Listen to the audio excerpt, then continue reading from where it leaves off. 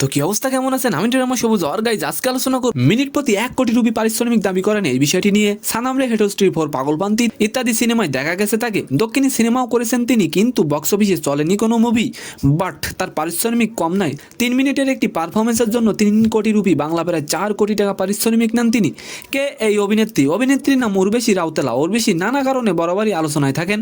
বিজ্ঞাপন চিত্র, বিভিন্ন অনুষ্ঠানে পারফরমেন্স ছাড়াও তাকে নিয়ে বড় আলোচনার কারণ ভারতীয় ক্রিকেটার ঋষভ পান্ডের সঙ্গে তার প্রেমের গুঞ্জন। চলতি বছর দক্ষিণী সিনেমা ওয়াল্টার বারিয়ায় আইটেম গানে নেচে প্রায় 2 কোটি পারিশ্রমিক নেন তিনি।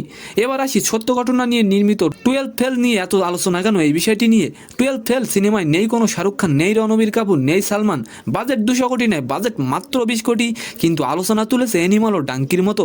আইপিএস কর্মকর্তা মনোজ কুমার শর্মাকে নিয়ে তৈরি 12 ফেল সিনেমাটি ভারতের নিম্নবিত্ত পরিবারের সন্তানরা আইপিএস হওয়ার স্বপ্ন দেখে, আর তাই ভারতের কোটি কোটি তরুণদের জীবনের প্রতিনিধি হয়ে পদ্মা এসেছেন মনোজ। ফলে দর্শকরা খুব সহজেই গল্পের মধ্যে ঢুকে গেছেন, যার ফলে মুভিটি এত আলোচনা এসেছে। তো আজকের ভিডিওটি কেমন লাগলো অবশ্যই কমেন্ট বক্সে জানাবেন, আর ভিডিওটি যদি ভালো লাগে অবশ্যই একটি লাইক দিয়ে আমাদের চ্যানেলটিকে সাবস্ক্রাইব করে দিবেন। ধন্যবাদ।